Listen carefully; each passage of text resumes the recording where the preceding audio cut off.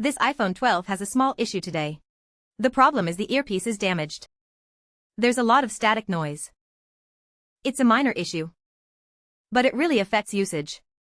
Today, he'll fix it by opening up the phone, using alcohol to help open the screen, removing the screws holding the screen cable, separating the screen. Good.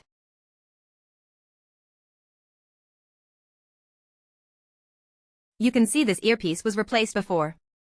Now, he starts to remove the damaged earpiece, using a soldering iron to separate the connection points. Once separated, he takes out the new earpiece assembly to check. Installing the new assembly. Securing it with screws. Next, reattaching the screen.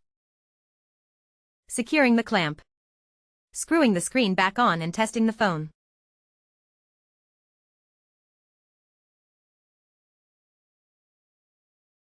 The earpiece is now working normally. Finally, securing the back screws. Repair complete.